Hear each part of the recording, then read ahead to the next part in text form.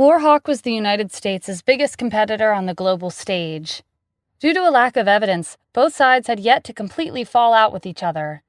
But now, a member of the Robinson family had died within the country's borders. This was a serious matter, and it couldn't be taken lightly. If there were survivors, the U.S. could have used their trespassing to confront Warhawk publicly, because trespassing on another country's territory without permission was taboo. Even if Warhawk was the #1 country in the world, it would have put them in a difficult position if they were condemned by the people. But everyone on the plane had been killed, and it didn't look like an accident. The public would turn on the U.S. instead of Warhawk. "Why would their plane be here?" Tyrell asked. "This is our country's territory. Have you confirmed the identity of the deceased?" "Yes. One of them is Adler Robinson," the Leviathan unit member replied. "Seal the area immediately. I'll inform the Leviathan unit." Tyrell turned on the encrypted communication devices that the unit had distributed to the Empyrean Circle's members. The leader of the Leviathan unit's voice sounded from the device. "What's the matter?" "I'm patrolling the jungle near the border and found several corpses in plane wreckage. They don't seem to have died from the crash. They were killed by one person." "What else?" the leader asked. He knew this wasn't enough for Tyrell to contact him. With their skills and authority, they could handle most of the problems on their own. "We've confirmed that one of the deceased is a member of the Robinson family in Warhawk. His name is Adler Robinson." The leader's tone turned serious. If they didn't handle this situation properly, it could cause a conflict between their two countries. "How are you handling the situation?" "I've asked the Leviathan unit members under my command to seal off the area and keep this on the down low to prevent news from spreading," Tyrell replied. "Good work. Conduct an investigation and don't overlook a single detail," the leader instructed. "Make sure to arrest the culprit. Then send the remains of the deceased back to Warhawk. That's the only way we can resolve this without instigating an international conflict and protect our country's position." Tyrell acknowledged his orders and turned off the communication device. He instructed the Leviathan unit to carry out an extensive investigation. They had to catch the culprit. Tyrell didn't notice two masked men hiding some distance away. They were concealing their presence. One of them was wearing a white horse mask. His code name in Vindictus was Reeve. The other was wearing a Buddha mask, and his code name was Blaine. "Did you get all that, Blaine?" Reeve whispered. Blaine put his camera away. "I filmed everything. We just need to wait for an opportunity to get out of here." Reeve cast an annoyed glance at Tyrell and the Leviathan unit. "Is there a need to sneak around like this? We can just kill them all and leave." "Don't you remember what our boss said? If we make a scene, the U.S. will find out that Vindictus is making their move again. He wants us to stay hidden." "Then how are we going to get out? They're sealing off the area." "I have my ways." Blaine pulled 2 talismans out of his pocket with a cryptic smile. "This is our escape route." Reed was skeptical. He'd never seen anything like it. "What are we supposed to do with 2 pieces of paper?" "It's not just a piece of paper. It's an invisibility talisman produced by Devil Hall. It can distort reality. With our martial arts, we can walk out of the blockade without being detected." "Since when did they start producing things like this? It's like those magical artifacts in movies." "Devil Hall is a mysterious organization. We work with them, but we don't know much about them. I was going to investigate their organization, but our boss told me not to." Reeve was amazed. "I wonder what else they have." Blaine handed him a talisman. "All right, we can talk about Devil Hall later. Let's get out of here first." "How does this thing work?" "Infuse your inner energy into it." The talismans glowed, and Blaine and Reeve disappeared. Reeve held out his hand in front of his face, but he didn't see anything there. "This is amazing." "They can't see us, but our physical body still exists," Blaine warned. "Don't get carried away and get us caught." The 2 of them quietly walked out of the blockade. When they were far enough to escape Tyrell's detection, they quickened their pace and ran away. Odin smiled when he saw the good news on the communicator. Gwen and Luther were beside him and noticed the changes in his expression. "Did Reeve and Blaine succeed?" Gwen asked. Odin placed the communicator on the table. "Yes, but that's to be expected. They're invincible if they're together. Unless the Sovereign intercepts them or if Vito comes back to life, no one can get in their way." "In that case, isn't it time for us to begin our operation?" Luther asked. "Not yet.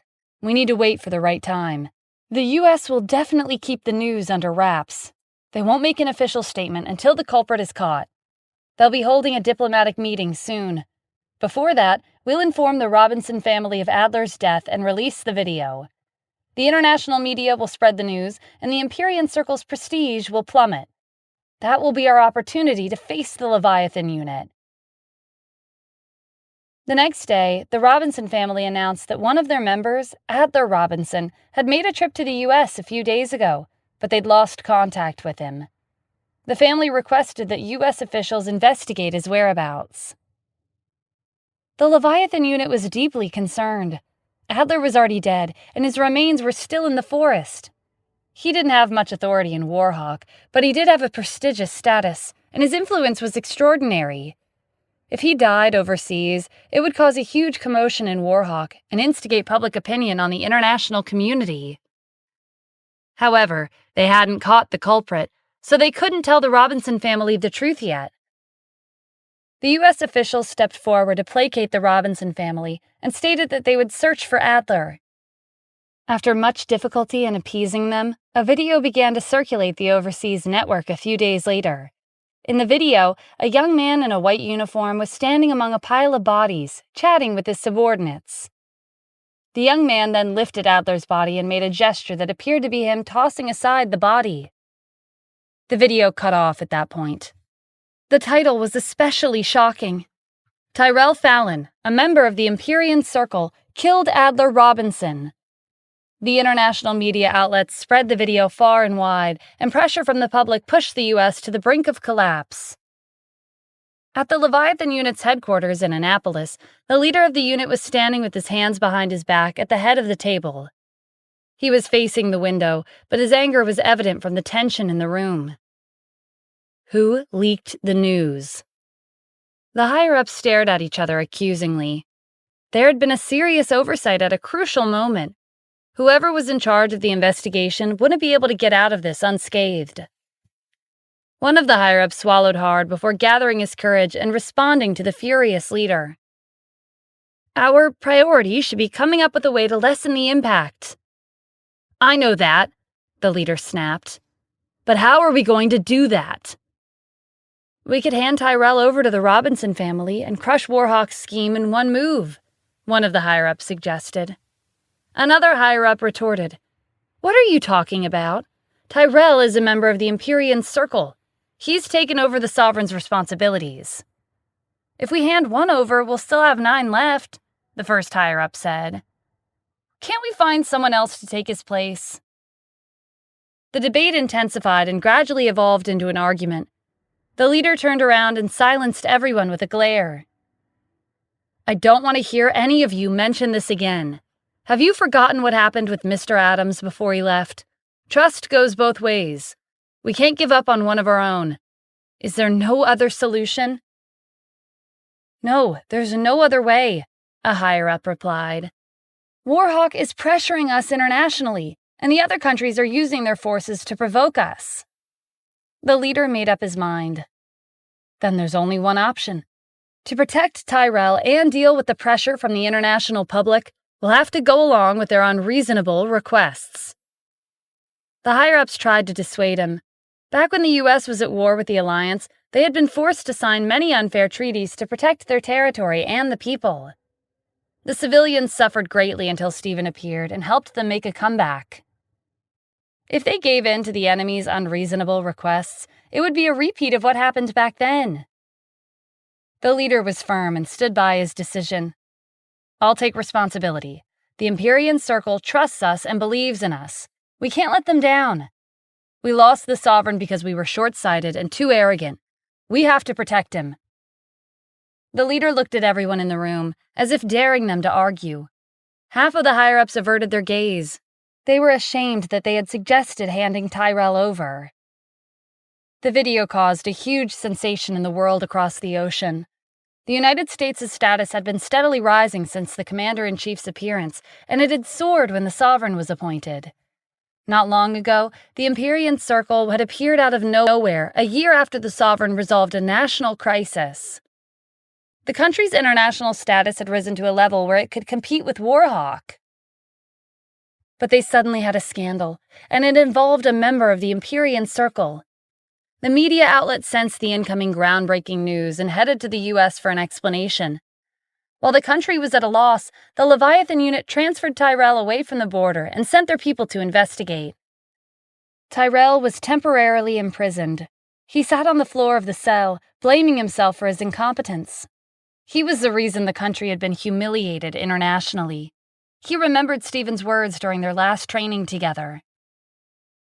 "Tyrell, you have to remember that the hostile forces overseas are far more sinister and cunning than you think. They caught me off guard more than once. When you encounter any situations that involve foreign countries, you have to be careful and take every possibility into account." At that time, Tyrell had answered confidently, "With you as the sovereign and the Empyrean Circle's existence, no organization overseas would dare to provoke our country." Stephen had sighed and shaken his head at his response. Having been locked up in the cell, Tyrell now understood what Stephen had been trying to tell him. He'd been overconfident and fallen into a trap. Tyrell leaned back against the wall and closed his eyes. If Stephen were here, what would he do? How would he get out of this predicament?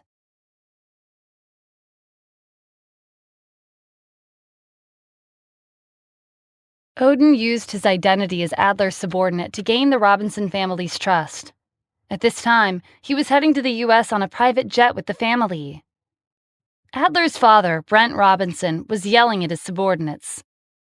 "You good-for-nothings! Why didn't anyone report to me when my son went to the United States?"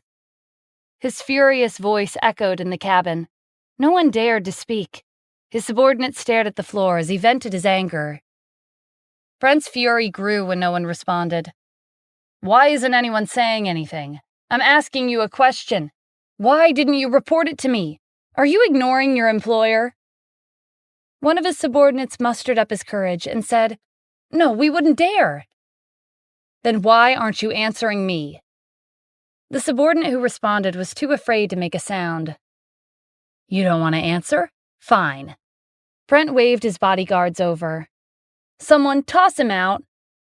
The subordinate pleaded for Brent to spare his life, earning looks of pity from the Vindictus members. Brent ignored him. His bodyguards stepped forward, grabbed the subordinate, and dragged him toward the hatch. He screamed as he was tossed out, and then there was nothing. Brent collapsed onto the seat nearby and closed his eyes.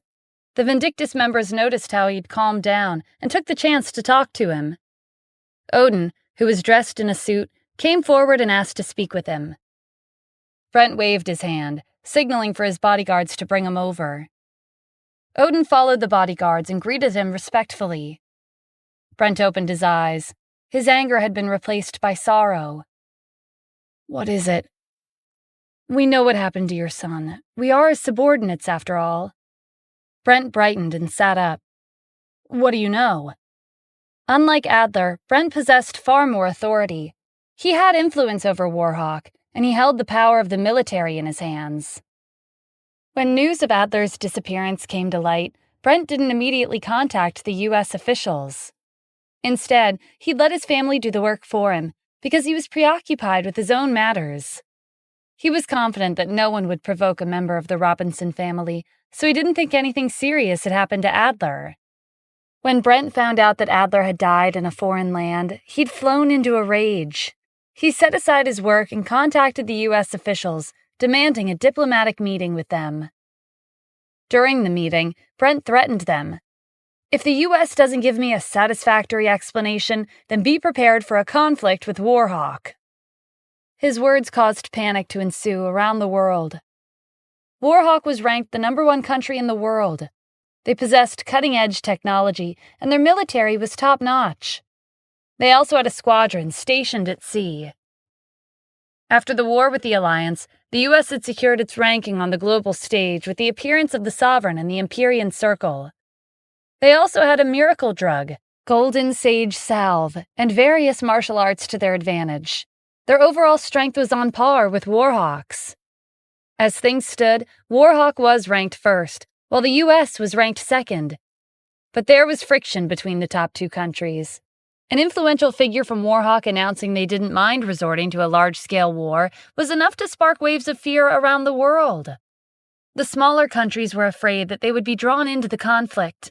The friction between the two colossi, even if it was just the aftermath, was not something they could handle. The U.S. was powerful, but because Adler had died on their territory and news of his death had been spread before they could make an official statement, they were at a disadvantage. To make matters worse, the video was evidence of Adler's death. They couldn't refute Brent's accusations. Rumors circulated that the reason why the U.S. hadn't directly responded to the threats was because they were afraid of Warhawk. The rumors gradually spiraled out of control, and the U.S. international status began to drop rapidly. Before Mr. Adler went to the States, he and I had a discussion, Odin explained. At that time, I didn't think too much of it, but in hindsight, there was something off. When he paused, Brent prompted him to continue.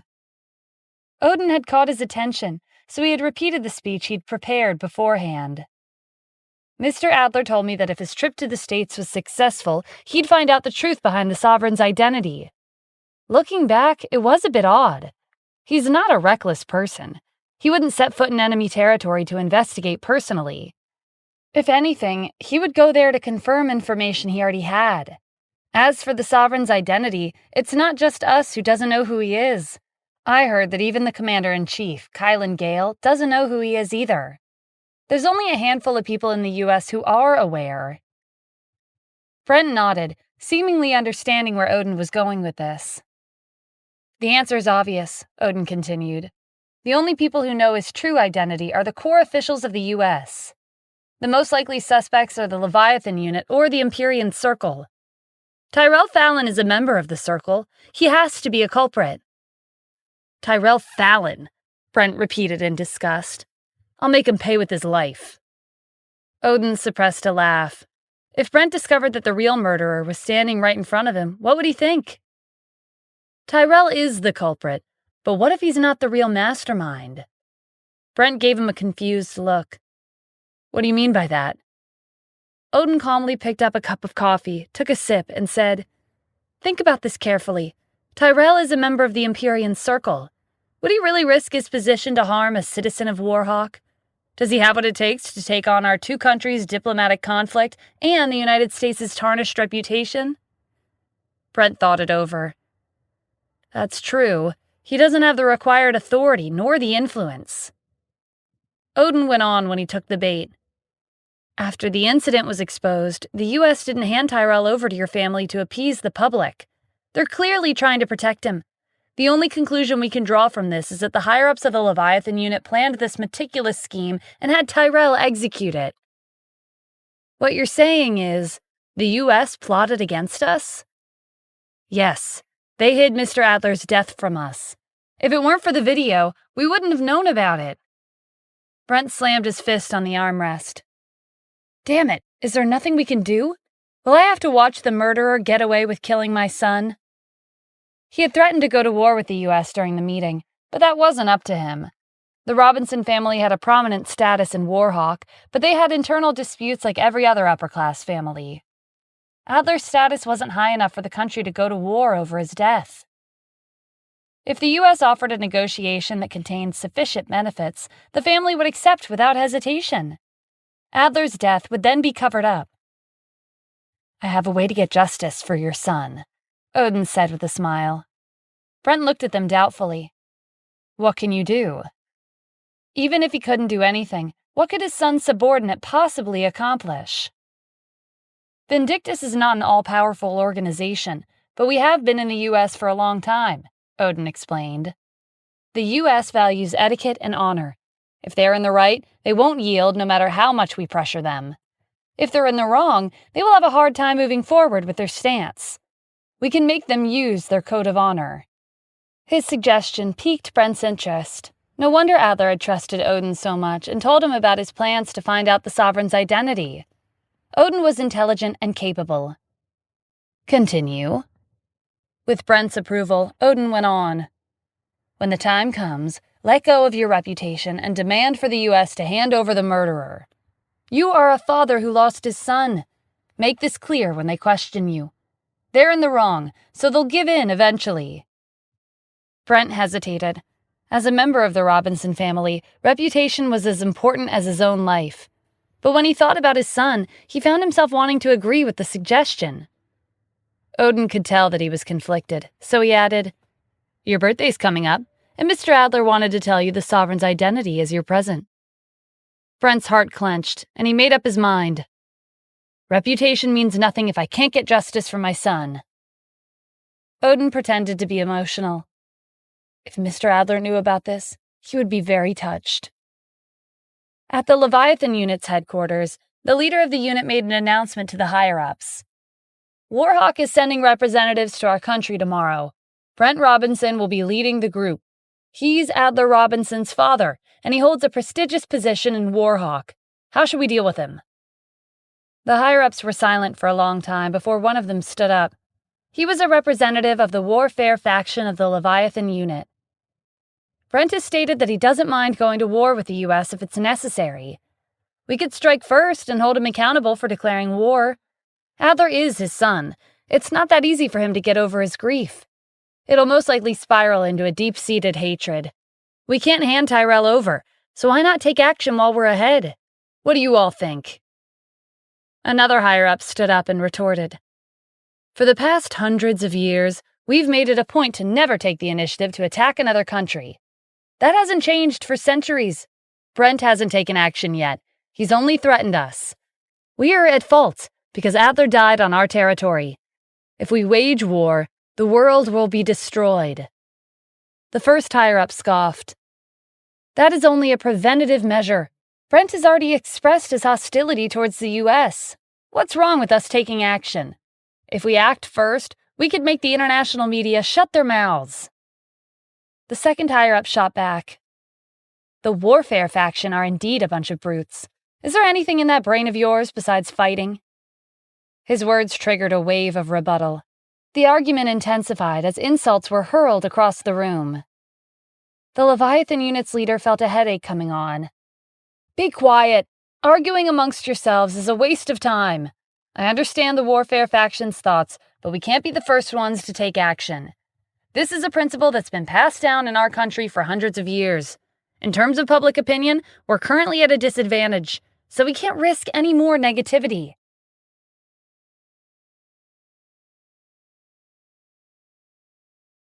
The higher-ups of the Leviathan unit stopped their bickering and sat back down. What should we do? Send out a negotiation team to stall for time, the leader instructed. Release Tyrell. Have him lead an investigation team to search for the culprit behind Adler's death and prove his innocence. The higher-ups were hesitant. Brent is already upset because of his son's death. If we let Tyrell lead the investigation, wouldn't the situation get worse? It's better than nothing, the leader said. We don't have any better ideas. Should we report this to Mr. Adams? Someone asked. The leader considered it. No, he's already retired. Besides, he's the Grand Palace Master. He'll know about it even if we don't tell him. He assumed that Stephen already knew about what had happened. Since he hadn't made a move yet, it meant that he didn't want to get involved.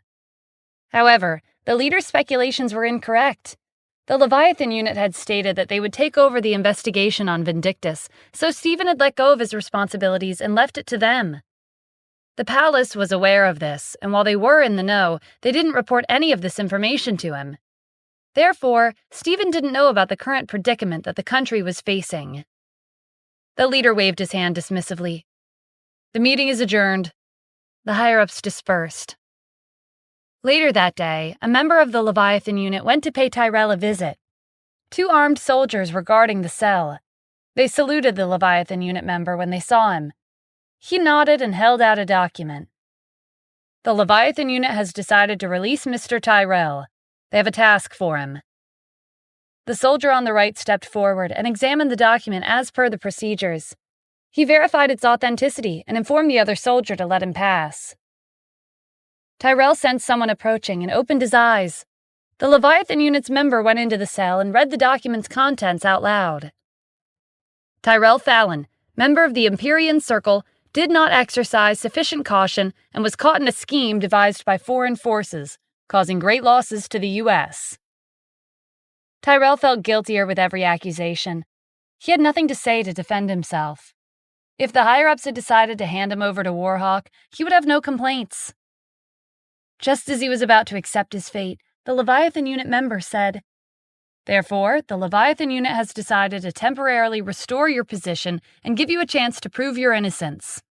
Find the culprit behind Adler Robinson's death before the conclusion of the negotiations with Brent Robinson and the representatives from Warhawk." Tyrell's eyes widened. He was prepared to sacrifice himself for the country. He hadn't expected the higher-ups of the Leviathan unit to protect him and give him another chance. "Mr. Tyrell, do you have any objections?" Tyrell stood up, filled with determination. "No, I won't fail this mission." The Leviathan unit member seemed to have predicted this reaction and handed him the document along with his weapon and his uniform that they'd confiscated. "Mr. Tyrell, please set off immediately. Warhawk's representatives will reach the border soon." "Understood." After a long day at work, Kim was driving home. She'd hired a full-time driver, but she preferred to drive herself. As soon as she opened the door to the villa, she heard Stephen's voice coming from the kitchen. "Welcome home, Kim." He came to the door wearing an apron and carrying plates of dishes. Kim put her bag down and took off her blazer. "We hired a chef. You don't have to cook if you don't want to." "It's been a while since I prepared a meal for you. I made your favorites." Kim smiled. "I can't wait to try it." Valeria heard the noise and ran out of the bedroom. "Mommy, you're back!" Kim picked her up. She hadn't seen her daughter for an entire day. She'd missed her. "Did you behave while Mommy was at work?" Whenever Stephen was away for long periods of time, Kim had always taken Valeria with her to work. When he came back a year ago and spent more time at home, she'd handed the responsibility to him to give them an opportunity to get closer as father and daughter. Stephen placed the last dish on the table and took off his apron. "Dinner's ready." Kim set her daughter on the floor. "Valeria, tell Grandma to come downstairs for dinner." Valeria nodded enthusiastically and ran upstairs to get Victoria. When the four of them were seated at the dining table, Stephen urged them to try the dishes he'd prepared. He was confident they wouldn't be disappointed. Kim picked up her spoon and tasted the soup. "It's delicious." "I'm glad you like it." Stephen motioned for Victoria to try the dishes. "Mom, you should try it too." Victoria chuckled at his insistence and picked up her fork. "All right." After a hearty dinner, Stephen sat on the couch with Valeria and chatted with Kim. Valeria was playing with the remote and switched to the news channel. A reporter was delivering the evening news. "Representatives from Warhawk will be arriving in Annapolis at noon tomorrow. Mr. Tyrell Fallon is investigating the recent incident." "Our country was caught up in something complicated recently," Kim said. "Even the Wyvern Group's projects overseas were affected." Stephen gave her a questioning look. "What happened?" His question made Kim think about his past identity as a soldier. The country was in a crisis, and his first reaction was to ask about the details. "Do you remember Adler Robinson, the man who rallied 2 million martial artists to target the sovereign at Cadiz? He was found dead near our borders recently. The countries overseas claim that Tyrell killed him because of what he did to the sovereign. They uploaded a video as evidence. The international public is criticizing our country, and Warhawk has even threatened to start a war." That was enough information for Stephen to get a grasp on the recent events. This was obviously a scheme targeting the Empyrean Circle. Tyrell was Stephen's student, so he knew what kind of person he was. Tyrell would never do something like that. "I see. This is another conspiracy by the countries overseas." "Really? What about the video?" Kim asked. "The officials admitted that the person being filmed was Tyrell." Stephen didn't explain further. "Never mind, it's nothing. He'd retired from his position as the sovereign.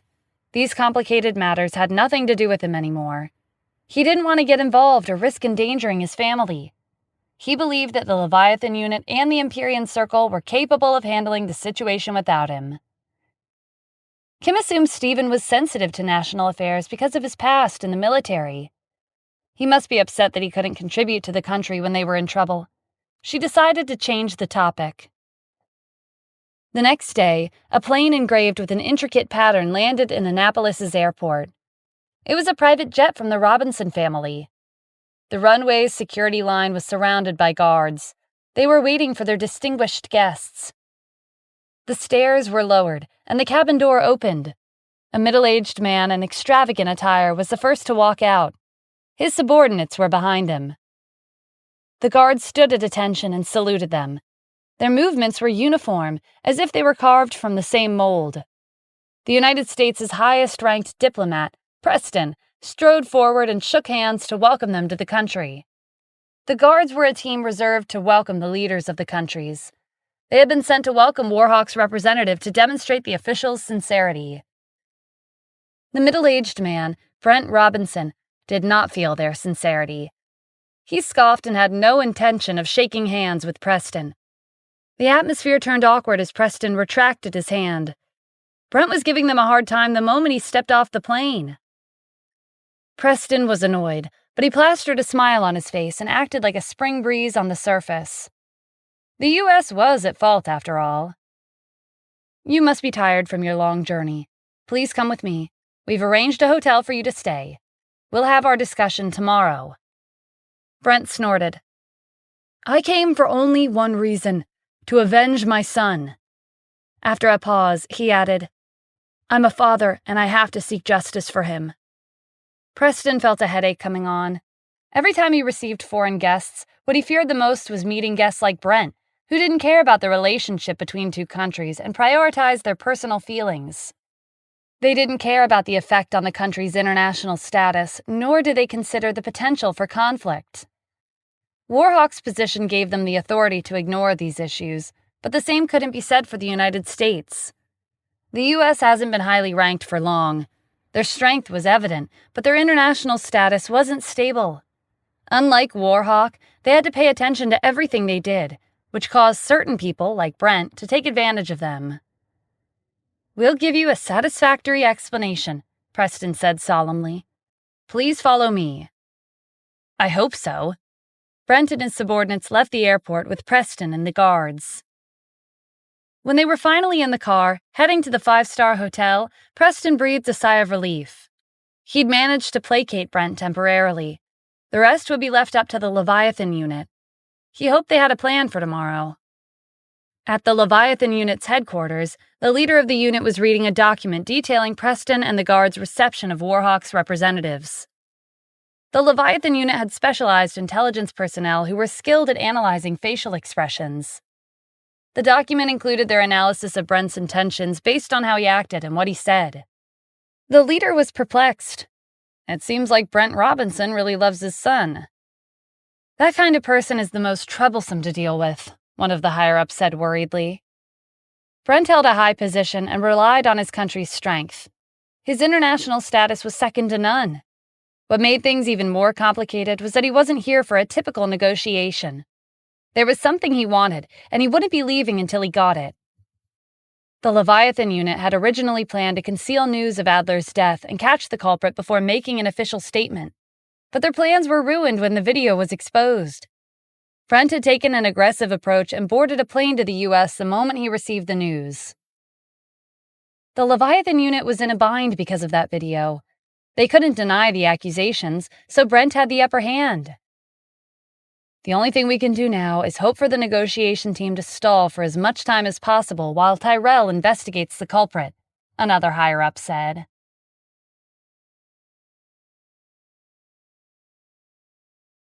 "Tyrell fell into their trap, which means we've also caught up in their scheme," one of the higher-ups complained. Everyone looked at him. They all knew that, but what was the point in saying that now? Another higher-up shook his head. "We were planning on catching the culprit to minimize the impact of the incident, but Brent Robinson isn't giving us time to investigate. I suggest we act according to our original plan and let Preston lead the negotiation team and buy time for us to send our people out to investigate. Let's do it that way then, the leader decided. The Leviathan unit moved out when they received the order. Preston had taken Warhawk's representatives to a 5-star hotel that was specifically used to receive foreign guests. The standards were high, and the guests held prestigious positions. The staff were professionals, and each of them had attained at least a PhD. They were proficient in several languages and could communicate fluently with guests from around the world. After Preston arranged rooms for Brent and his subordinates, he received a new mission from the Leviathan unit's leader, instructing him to lead the negotiation team. He had to stall for time, and the longer the better. Preston wanted to complain. It wouldn't be easy to pacify Brent. He had been dealing with him and his subordinates all day, and they were stubborn. He didn't feel optimistic about the negotiations tomorrow. But the Leviathan unit's orders had already been issued, and he could only carry them out. If he didn't, his position as the highest-ranked diplomat would probably be given to someone else the next day. After Brent and his subordinates checked into the hotel's luxurious presidential suite, they gathered around a table to chat. Brent's bitter expression was replaced with a smile. "What'd you think of my performance?" "It was convincing," Odin replied. "It was a perfect act. They probably think you're angry that your son was killed. They wouldn't know our true motive." "You're wrong. I loved my son when he was alive, but he's passed away. Those left behind have to continue with their lives. The living is more important than the dead. I was planning to pass on everything I have to my son, but now that he's dead, I have to make use of his death." Brent's words deepened Odin's understanding of him. He was a dangerous person. On the plane, Brent had been grieving over Adler's death, but not even a day later, he'd already moved forward and used the incident to his advantage. "They want to negotiate with us tomorrow," Brent said. "What do you think they're doing in the meantime?" "They'll analyze your performance today and come to the conclusion that you're aggrieved over your son's death. They'll think the only thing you want is for them to hand Tyrell over. They don't want to do that, so they're stalling for time." Brent frowned. That wasn't what he'd expected. "Shouldn't they compensate me?" To the U.S., sincerity doesn't come in the form of material compensation. They'll compensate you in other ways. Brent didn't push the topic. He was a citizen of Warhawk. He didn't understand the mindset of foreigners. "Then how should I push them for compensation?" "It's simple. We'll use the same tactic and stall for time," Odin explained. "The longer we wait, the guiltier they'll feel. They'll give us better compensation when the time comes. But we can't drag it out for too long or else they'll think you're not taking this seriously." "How many days should we delay for?"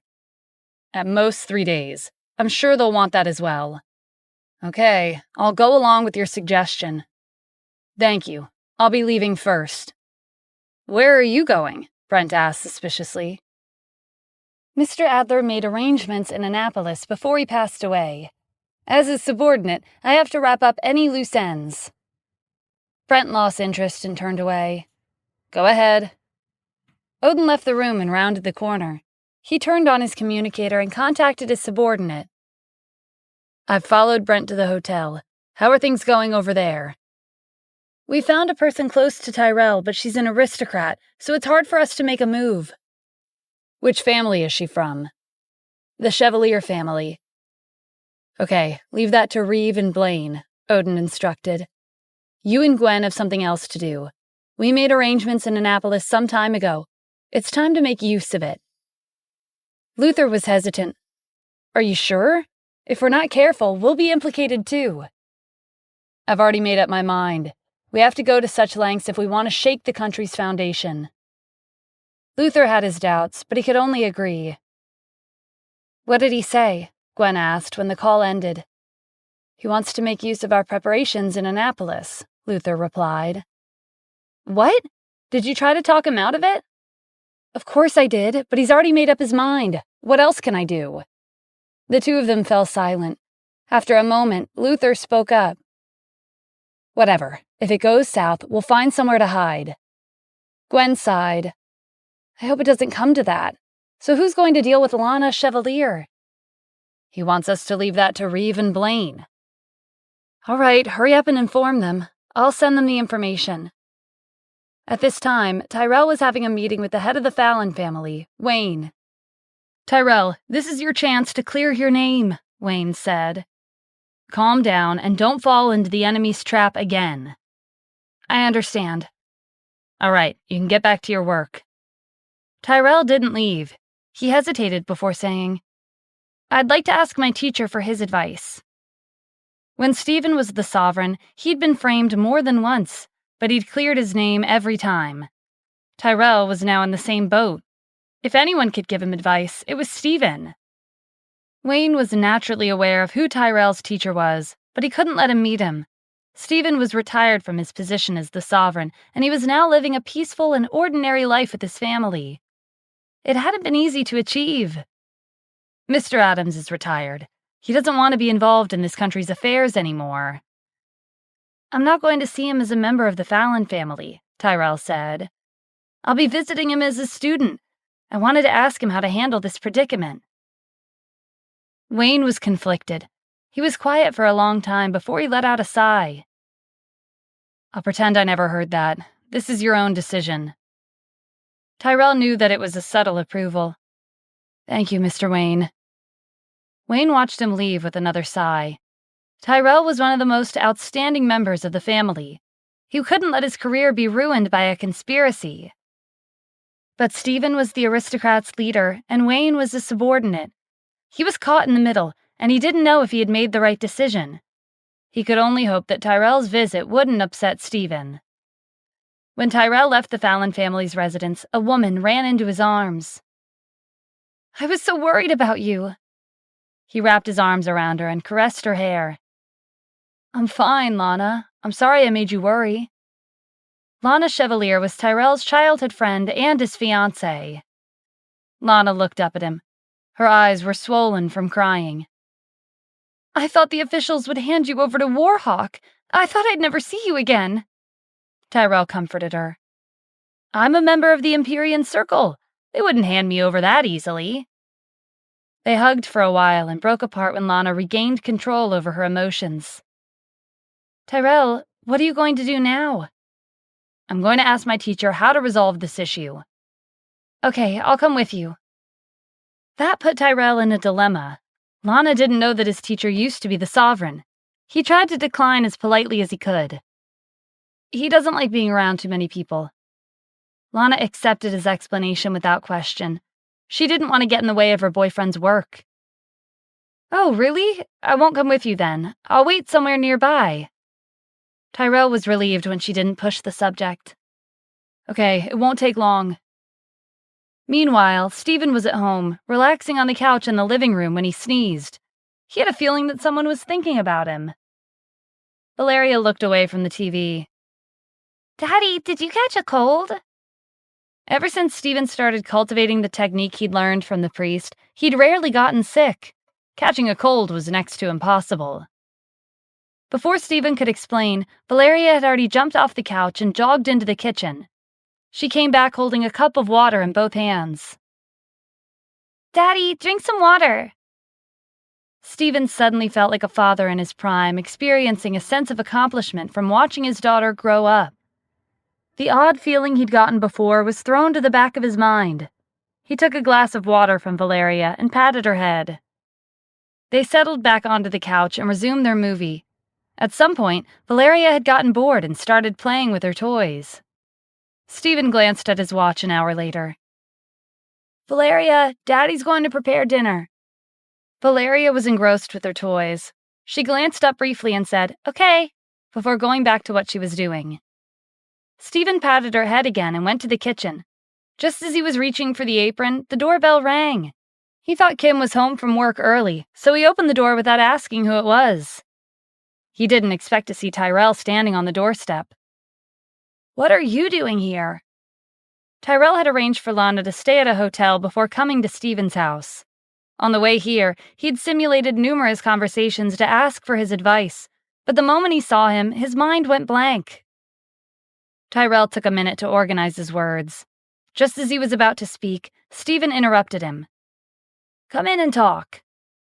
Stephen opened the door and let him into the house. He pointed at the shoe rack beside him, gesturing for Tyrell to take off his shoes. Tyrell hurriedly changed into guest slippers and followed Stephen into the hall.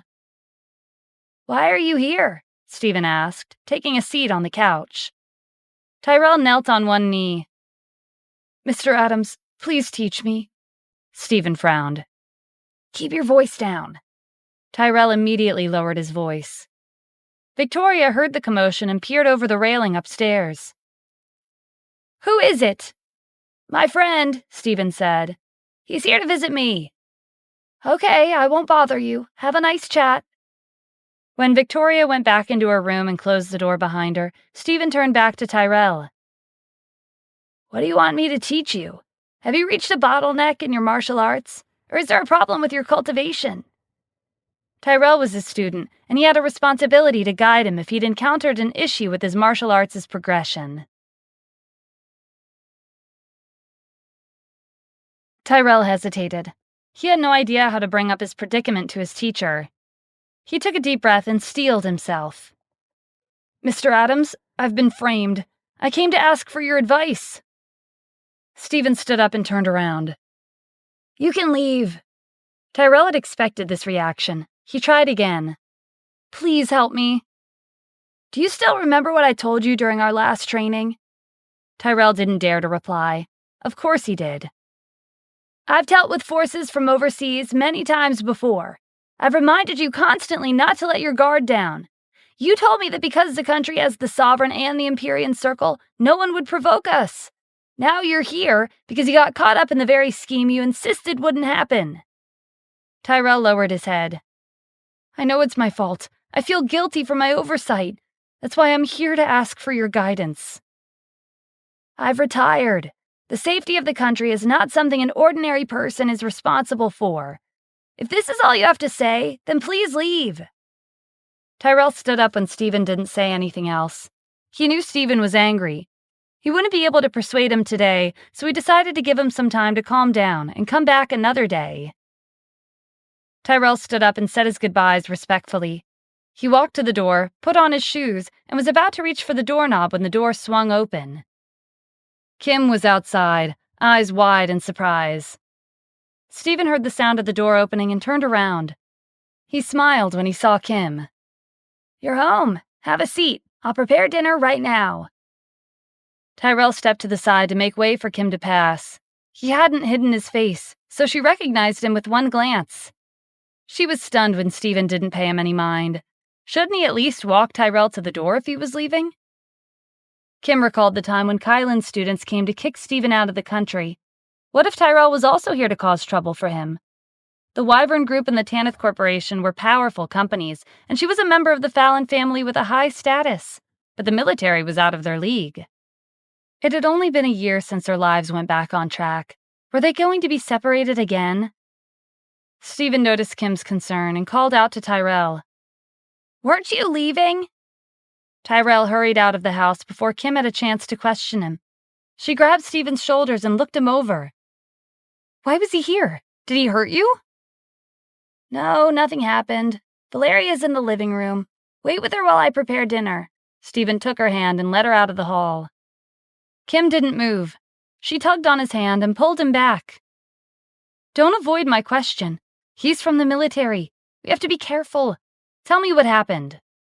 Stephen sighed. "He used to work for me. He came by to ask me for some advice." "Really?" Kim asked skeptically. Stephen took out his phone. "It's true. If you don't believe me, want to give him a call? You can ask him." Kim rushed to stop him. "We shouldn't bother him with trivial things like this. Is it really okay for you to act so casual with him?" "It's fine. We're friends. It's getting late. Aren't you hungry? Let's go have dinner." Kim was reassured and let Stephen take her to the living room. Tyrell went back to the hotel where Lana was waiting for him.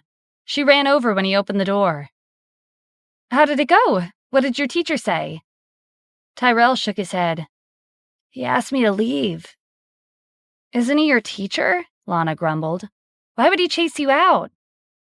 "Mind your words," Tyrell said sternly. Lana hung her head. "Sorry." Tyrell's expression softened. "It's my fault. My teacher is skilled and knowledgeable. He taught me martial arts and a lot of other useful skills. I know how much he wants to stay out of our country's problems, and during our last training, he warned me to never let my guard down against the countries overseas. But I was too full of myself and didn't listen to him. I should have taken precautions when I came across the plane crash in the jungle. My teacher is probably disappointed in me. When he's not angry anymore, I'll try looking for him again." "You were careless, Tyrell," Lana chided. "No wonder your teacher's angry. But if he still won't help you, what are you going to do then?" Tyrell didn't respond. He didn't know either.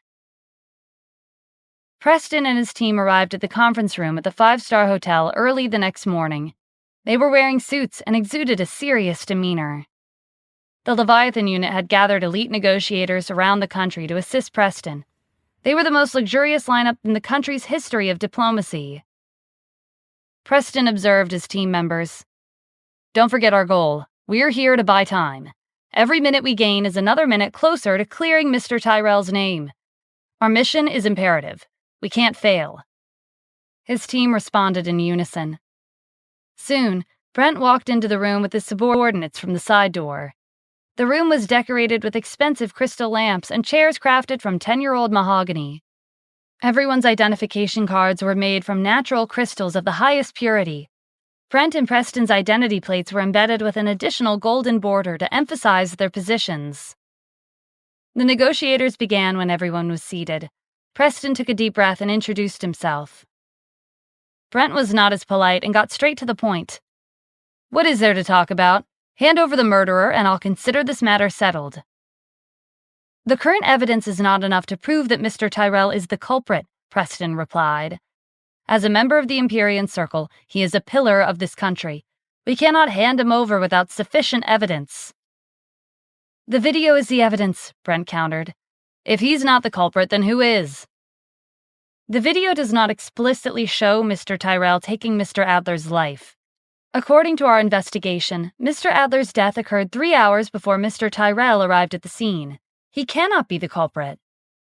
"How do we know for sure he didn't kill my son and return 3 hours later?" "That is your speculation. It cannot be considered conclusive evidence." "You think your country's all that so you can say whatever you want? According to my family's judgment, the video is sufficient evidence to prove that Tyrell Fallon killed my son." Brent picked up a document and looked it over before continuing. "Furthermore, your country's officials have admitted that the man in the video is Tyrell Fallon himself. What else is there to say?" Preston glanced at his team. They shared the same thought. The officials had made a statement confirming Tyrell's identity in the video for clarification purposes back then. Who would have thought that Brent would use their own statement against them in the negotiations? 3 hours before Mr. Adler's death occurred, Mr. Tyrell was not in the jungle. He was training at the military base nearby. The soldiers are witnesses." "The witnesses are all people of your country," Brent argued. "Why should I believe them? How do I know for certain they're not faking their testimonies? My son was killed, and if the culprit is not caught, he'll never be able to rest in peace." Preston's words were stuck in his throat. The current evidence wasn't enough to implicate Tyrell, but it was a fact that Adler had been killed on the country's territory. And before they had a chance to release a statement, the video had circulated overseas. In this aspect, the U.S. was at fault for concealing Adler's death. Brent stood up, looking disappointed. "The U.S. doesn't seem to be interested in negotiating, so I'll be heading back." The delegation team from Warhawk prepared to follow him out. Preston hurriedly tried to stop him. If the negotiations fell through, the U.S. and Warhawk could go to war. "Please wait a minute." Brent turned around. "What else do you have to say?" His tone was calm, but his words were laced with anger. "We hope you can give us some time to catch the real culprit," Preston said. "Give you time? Will you be catching the culprit, or will you be making up a new lie and finding a scapegoat?" Preston picked up a random document on his desk and pretended to scan the page as he racked his brain for an excuse. "No, we've found conclusive evidence. The culprit will be caught soon." Brent didn't believe him in the least. "Is that so?" Preston gritted his teeth. 5 days. Give us 5 days to find the culprit." Silence filled the room. After a long while, Brent spoke. 3 days. I'll give you 3 days to give me a satisfactory explanation. Otherwise, don't blame me for being impolite." Without waiting for Preston's reply, he left the meeting room with Warhawk's representatives. Preston leaned back in his chair and loosened his tie. He'd almost failed the negotiations. The U.S. and Warhawk had almost gone to war, and the world had almost been destroyed. Fortunately, Brent had agreed to give them 3 days. Preston wiped the sweat from his forehead with a handkerchief. "Sir, are you all right?" a member of his team asked in concern. He stuffed the handkerchief back in his pocket. "I'm fine." "But aren't 3 days too short?" another team member asked. "It can't be helped," Preston said. "We tried our best. We have to leave the rest to the officials." A mellow voice with a hint of guilt sounded at the door. "I apologize for causing you so much trouble." It was Tyrell, dressed in his white uniform. He gave off an imposing aura, but he looked dejected. Preston and his team were startled to see him and stood up. "Mr. Tyrell, why would you say that?" "I caused this mess, so I'll take responsibility. I won't run away. You all did well. I have some business to attend to, so I'll be leaving first." Preston and his team respectfully said goodbye as he turned to leave. Last night, Tyrell had told Lana that he'd be leaving Washington, D.C. and going to Annapolis in case the negotiations didn't go as planned. He'd caused this predicament, so he had to take responsibility. As Tyrell was heading to the conference room to monitor the negotiations, he'd noticed that one of Brent's subordinates hadn't followed him into the room. The subordinate's behavior was suspicious, so he followed him from the shadows. But before he could find out where the man was going, he was discovered. "Tyrell Fallon, right? You're a member of the Empyrean Circle. Can you come with me for a brief chat?" The man pointed to a corner at the end of the hallway. It was a blind spot outside the range of the security cameras. Tyrell's eyes narrowed. The man had recognized him right away, and he also knew where the blind spots at the hotel were. He couldn't be an ordinary person.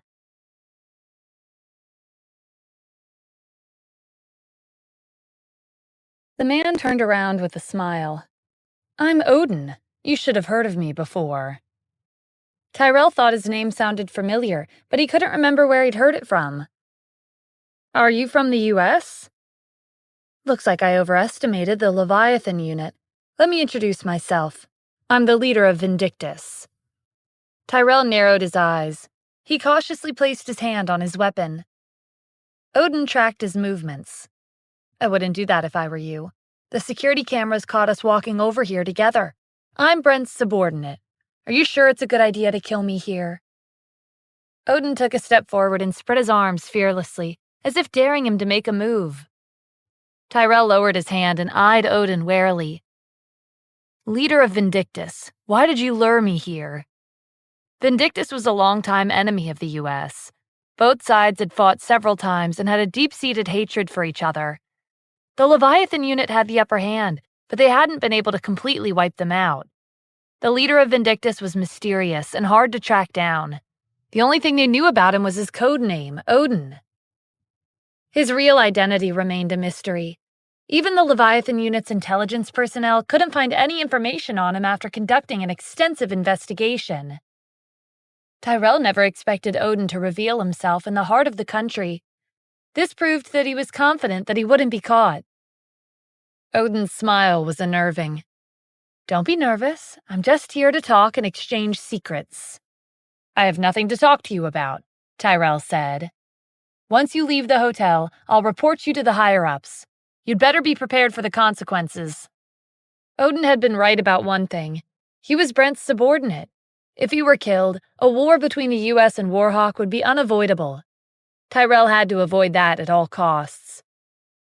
Odin wasn't fazed by his threats.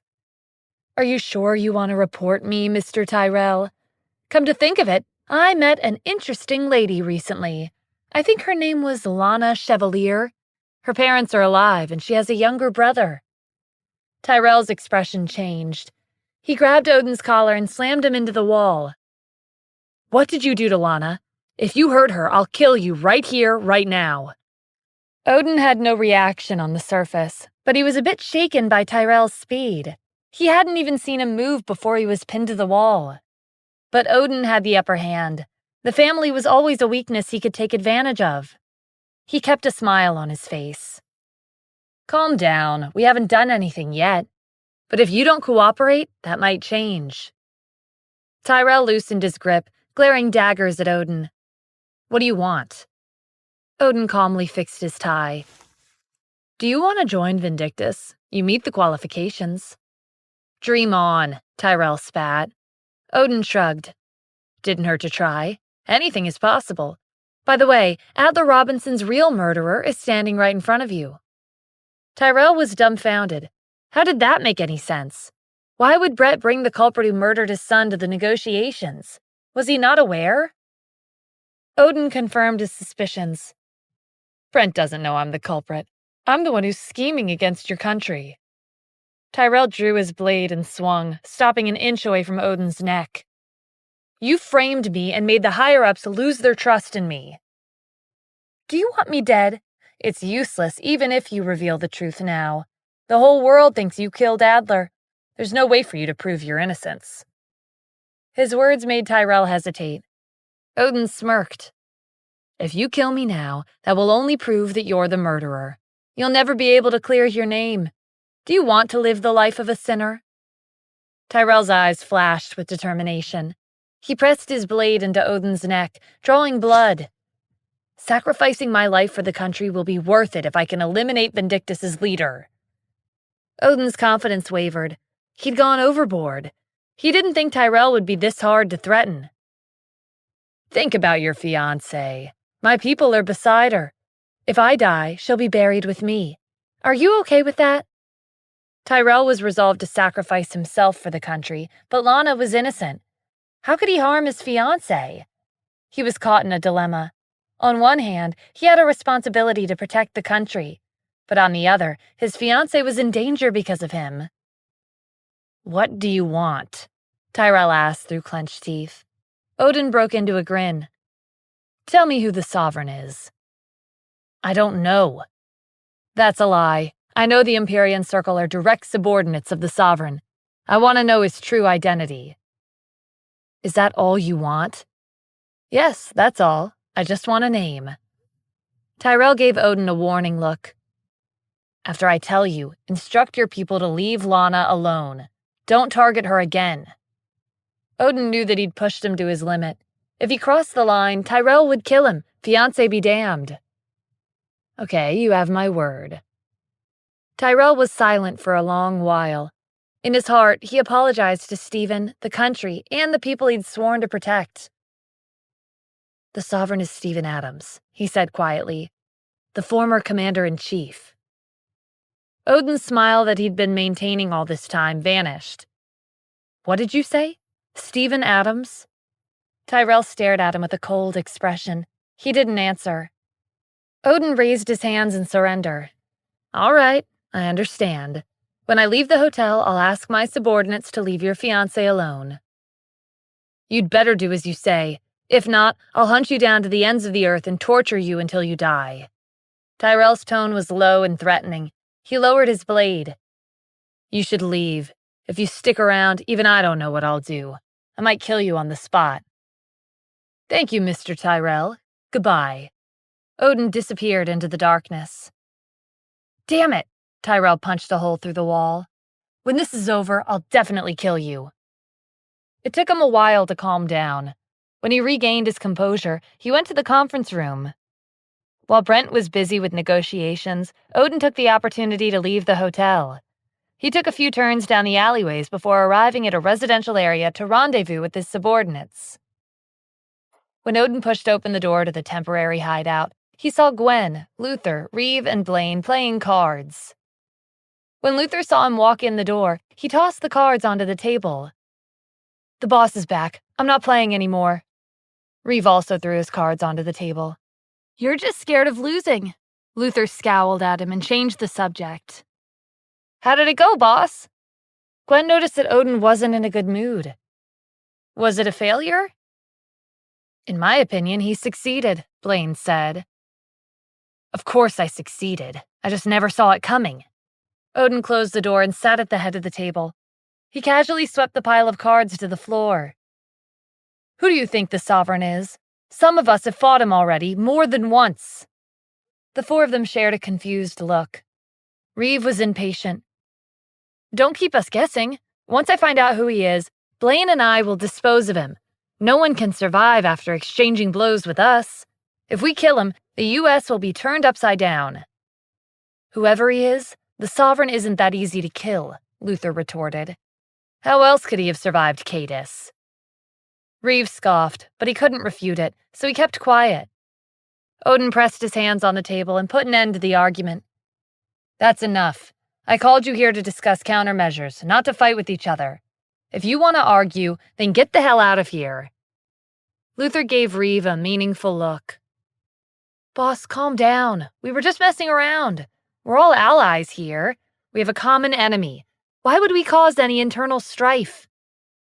"Don't let this happen again," Odin warned. "Understood," Luther and Reeve replied. "Let's get down to business. I found out who the Sovereign is from Tyrell Fallon. It's Stephen Adams, the former commander." Gwen and Luther's jaws dropped. They thought back to everything that had happened in the past. Why had Stephen and the Sovereign gone abroad at the same time? Why had they run into the Sovereign every time they went to make trouble for Stephen? And why had the Sovereign protected Stephen so much? The answer was that Stephen and the Sovereign were one and the same. "So it's him," Reeve muttered. "I was annoyed when I found out he was disabled because I couldn't take my revenge." I'll never forget what he did. Blaine got to his feet and motioned for Reeve to get up. "We know where he lives. Let's go kill him right now." Reeve and Blaine were part of the alliance of 40 countries that invaded the U.S. back then. They were the only few who'd survived. They saw the battle as a humiliation and began to practice the dark arts for the sake of getting back at the commander. When they heard that he was disabled after a duel with Kylan, they'd lost control and slaughtered a random village they came across to vent their frustrations. The Leviathan unit had gone to investigate when they discovered the incident, and that was around the same time when Vito made his reappearance, so they'd set the issue aside. Odin sat back in his chair and regarded them calmly. "I know you two have a deep grudge against the commander, but who here doesn't have a grudge against the U.S.? That's precisely why we've banded together and formed Vindictus. Getting ahead of ourselves will ruin everything we've done so far." At his words, Reeve and Blaine snapped out of it and regained their composure. Reeve was the first to admit his mistake. "You're right, boss. I was too excited." Blaine said nothing. He sat back down and folded his hands on his lap. "When it's time for us to take revenge, you can do whatever you want," Odin said. "I won't stop you. But right now, we need to discuss how to deal with Stephen." Luther raised his hand. "I've analyzed his battles. In the beginning, he wasn't as strong as he is now. The war with the Alliance, Devil Hall's comeback, his duel with Kylan, and the battle in Cadis. He survived every time he encountered a life-and-death situation. There's only one reason this was possible. The martial arts that Stephen cultivates are unique and one of a kind." The existence of a unique martial arts technique that allowed its user to get stronger with every life-and-death situation they encountered had never crossed Odin's mind. "If we force Stephen to hand over this technique, our organization will be invincible," Gwen suggested. "Let's do it," Odin said decisively. "I need to meet up with Brent. You four, monitor Stephen and his family." "Understood, boss," they replied. Odin went back to the hotel and found Brent and his subordinates in the presidential suite. "I followed the plan and gave them 3 days to pressure them," Brent said with a smile. Odin took a seat across from him. "Great. I have good news of my own." Brent leaned back in his chair, gesturing for him to elaborate. "I used Mr. Adler's intelligence network that he set up before he passed and discovered the Sovereign's true identity." "You know who he is?" Brent asked in surprise. "The Sovereign's identity was top secret. If he got his hands on that information, he could secure his position in Warhawk." Brent's grief over Adler's death was long forgotten as he thought of his endless prospects. Odin had predicted this reaction. "Yes, the Sovereign is the former Commander-in-Chief, Stephen Adams." "So it was him all along. How can we use this information to our advantage?" "All we have to do is force the officials to hand over the Sovereign. It's in their best interest if they give him up. because it'll resolve the tension between our two countries. And if they refuse, we can just use this information to suppress their country's international position and benefit your status and the Robinson family." Brent nodded. "But what does this have to do with the sovereign's identity? Whether we know who he is or not doesn't affect the plan." "They didn't want to give up Tyrell Fallon, so they won't hand over the sovereign either," Odin explained. "But we're going to force them. They won't give in, so at that time, we'll take a step back and ask the former commander's cultivation technique. That's when they'll suspect that we know the sovereign's identity. They won't be able to figure out how we found out, but to ensure that his identity remains a secret and resolve this issue peacefully, they'll pressure him into giving up his technique." "What's the benefit of having this technique?" Brent asked, puzzled. "Based on my organization's analysis of Stephen's career as the commander and the sovereign, he overcame every dangerous obstacle that would have normally killed an ordinary martial artist.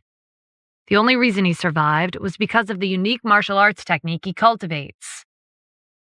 Understanding dawned on Brent. "So what you mean is—" "That's right," Odin confirmed.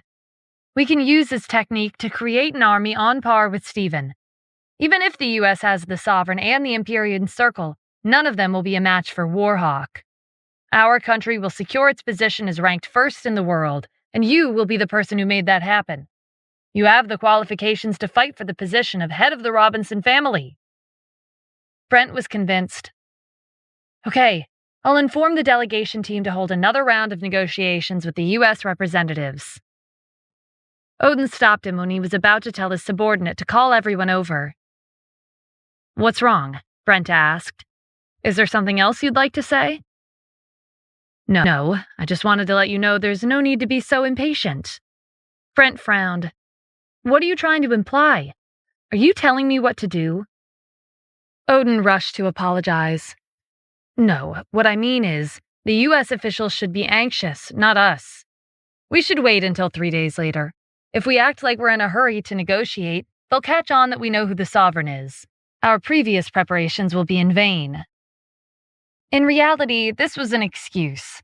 The next 3 days were crucial for Vindictus to set up their plan. Brent's expression relaxed. "I can wait 3 days." Seeing that he was on board, Odin took the chance and excused himself. "I have matters to attend to, so I'll take my leave." Brent turned away in disinterest. "Go ahead." 3 days later, the culprit still hadn't been caught. Brent and his subordinates attended another round of negotiations with Preston and his team. One of Preston's team members expressed his doubts after the negotiations. "They're only asking for the former commander's cultivation technique.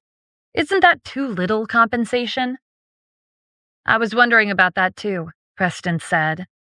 During the negotiations, he had thought that Brent's conditions didn't come close to compensating for Adler's death. A martial arts technique wasn't that valuable, but it would be an easy trade to resolve the tension between the U.S. and Warhawk. Preston had agreed immediately, but after the negotiations and thinking it over carefully, he felt like there was something off about their request.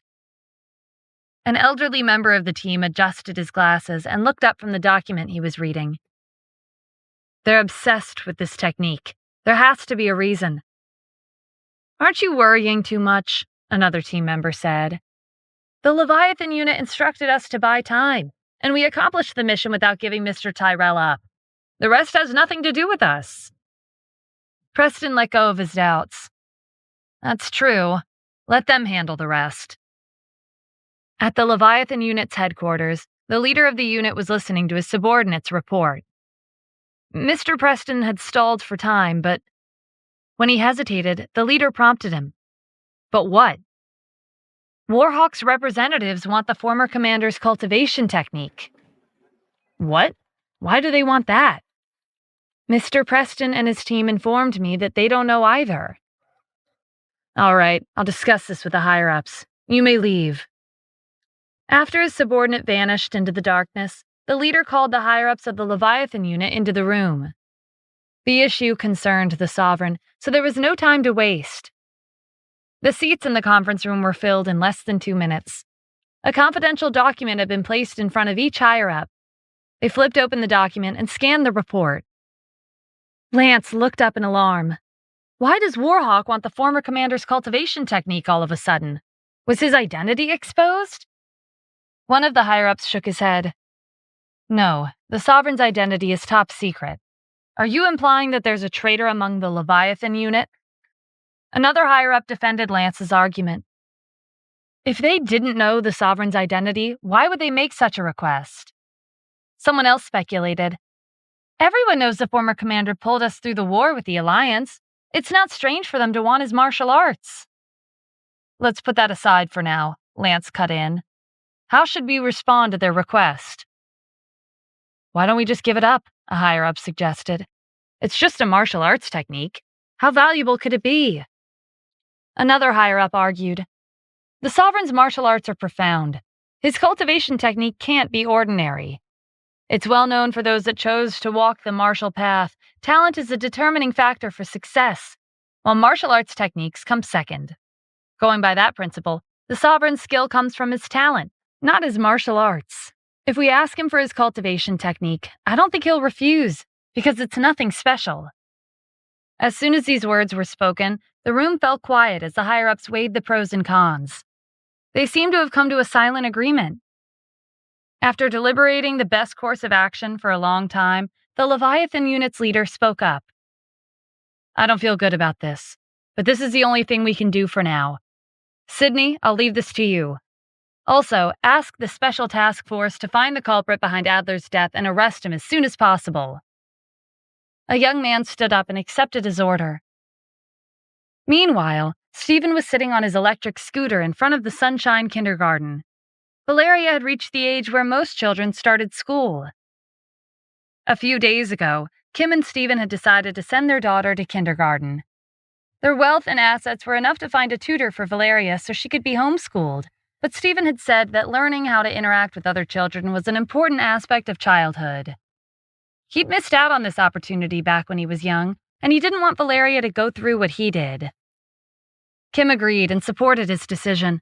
They enrolled Valeria in Sunshine Kindergarten, the best kindergarten in Washington, D.C. Valeria had protested, but she lost to the temptation of delicious snacks and another trip to the amusement park. At 5 o'clock in the evening, the school bell rang, and the kindergartners' doors opened. A few teachers led a group of children through the gate. They chattered as they looked around for their parents.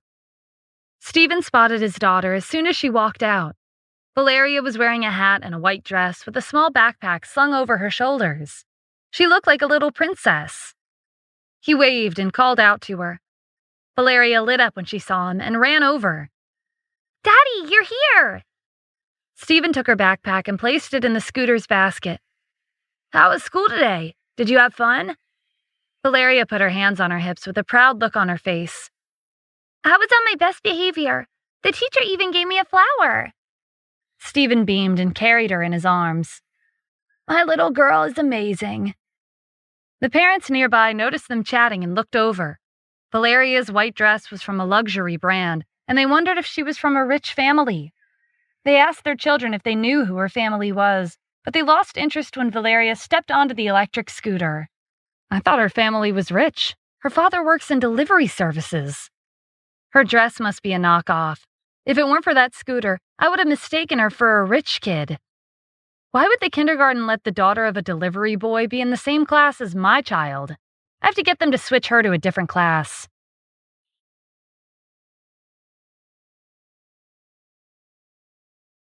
Valeria hugged Stephen's leg. Daddy, they're making fun of you. Don't listen to them. Daddy doesn't care what they say. Valeria nodded seriously. You're much better than them. She tightened her arms around Stephen's waist. As he twisted the handle and sped down the street, he caught the last of the parents' gossip fading into the wind. Better than us? She must be joking. I have to tell my child to stay away from that girl in the future. She's a bad influence. When Stephen reached the residential area of their neighborhood, Valeria wanted to circle the block one more time. As they were walking back to the villa, they noticed a group of people in suits surrounding the gate. Valeria tugged on the hem of Stephen's shirt. Why are all those people in front of our house? He held her hand. I don't know, but I'll take care of it.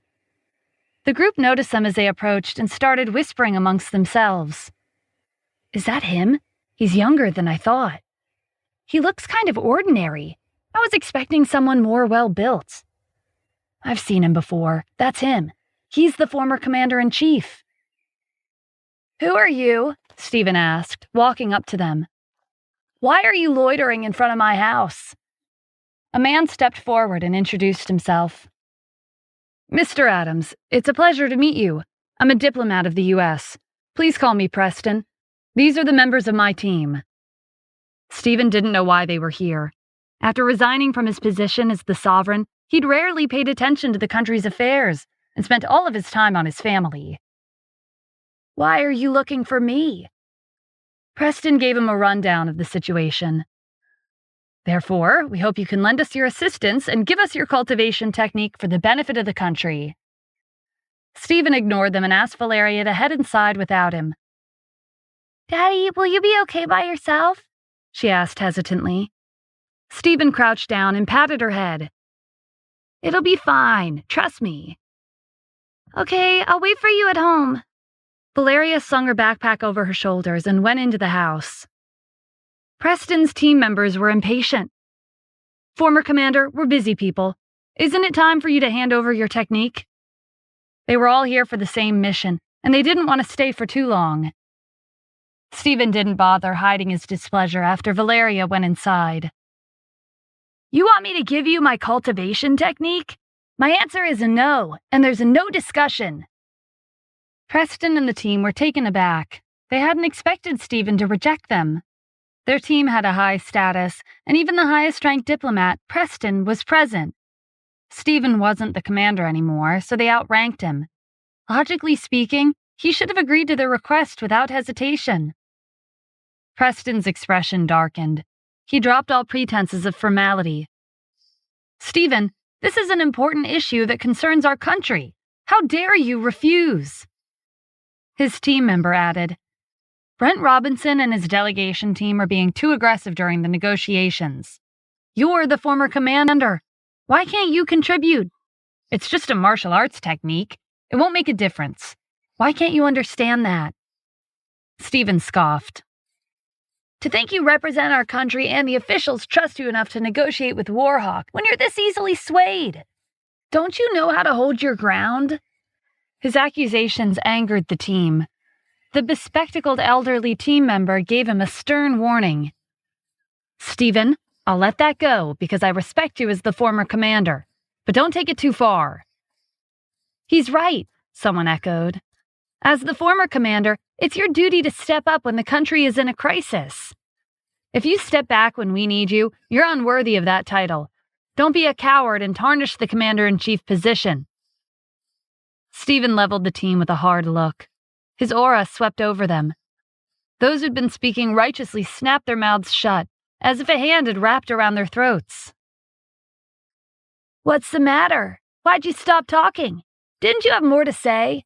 Stephen spoke calmly, but disdain laced his tone. When no one answered, he went on.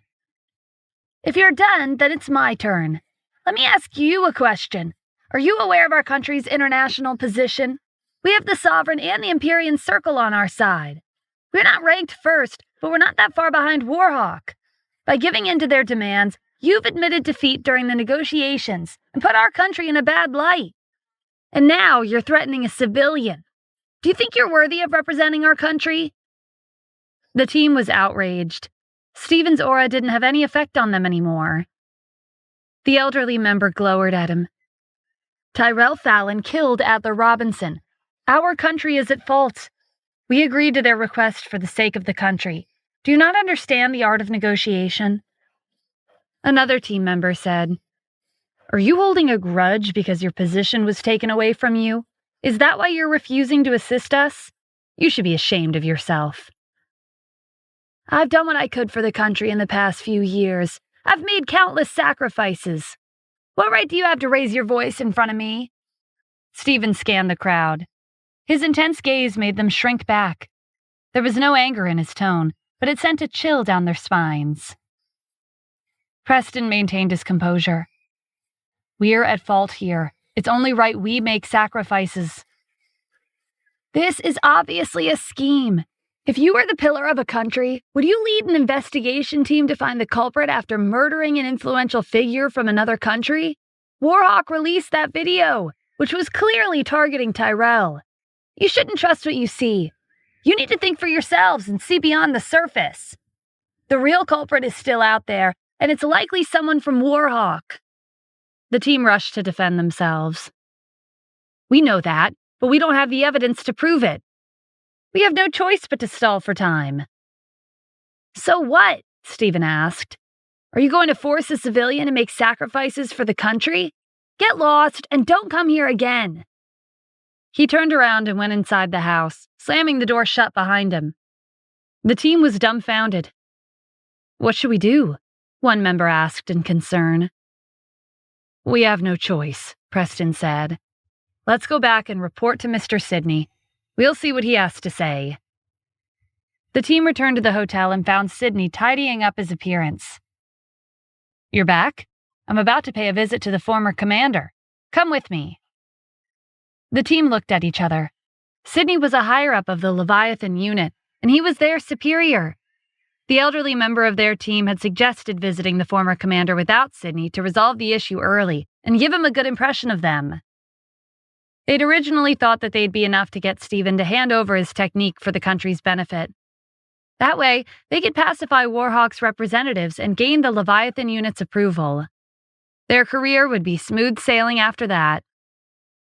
Stephen's refusal had thrown a wrench in their plans, but that wasn't a big deal. With Sidney's status, he could easily make Stephen hand over the technique. Sidney noticed their odd expressions when he mentioned the former commander. He hoped they hadn't provoked him without him knowing.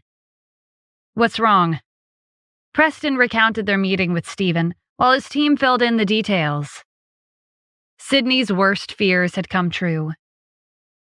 How dare you go behind my back and make a scene in front of Mr. Adams's house? Is this how you handle things? Preston and his team cowered from his anger. The elderly member's knees went weak. Sidney was worried that he wouldn't be able to accomplish his task today.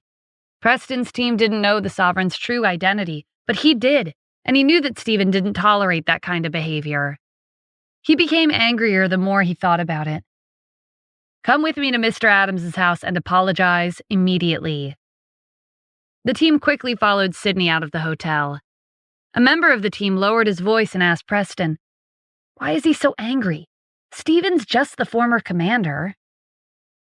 Before Preston could answer, the elderly member interrupted. I don't think he cares about Stephen. He's just angry we did this without informing him first, and he thinks our way of handling the issue was inappropriate. Preston agreed. We screwed up such a simple task. It's understandable that Mr. Sidney's upset. We have to do better the second time around. When Stephen returned home, he found his mother waiting for him in the living room.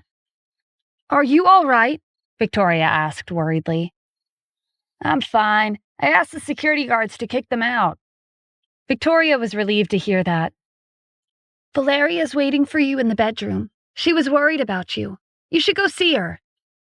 Okay. Stephen headed upstairs to the bedroom. Valeria was sitting on the floor, playing with a stuffed animal absent-mindedly.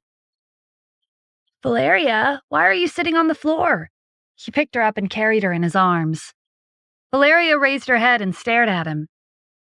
Daddy, were those people here to cause trouble for you? Stephen gave her a reassuring smile. Yes, but there's nothing to be afraid of. Valeria nodded. My daddy isn't afraid of anyone. That's right. So let's not tell Mommy about this, okay? She tilted her head in confusion. Why not? Daddy doesn't want Mommy to worry. When Valeria heard that this was for Kim's sake, she didn't hesitate to agree to keep it a secret. Kim came home from work an hour later. Stephen, Valeria, and Victoria didn't say a word about the earlier incident as they gathered around the dining table for dinner. They were engrossed in conversation when the doorbell suddenly rang. Stephen got up. I'll go see who it is. Eat without me. Kim put some more food on her plate. Okay. Victoria remembered what had happened earlier that day and was about to say something when Stephen shook his head. He opened the door and went outside. The same group from earlier was back again. Stephen pointed to a park nearby. Let's talk over there." He didn't wait for them to respond before walking away. Sydney swallowed his words and fell into step behind him. Preston's team didn't know why their superior was entertaining Stephen's demands, but they followed him anyway. When they reached the park, Stephen took a seat on a bench and glared at Preston's team. "I told you to get lost and never come back. Didn't you hear me?" Sydney quickly stepped in to mediate. "Mr. Adams, my subordinates were at fault. I brought them here to apologize." He whirled around and faced Preston's team with a stern expression. "Stop standing there in a daze. Kneel."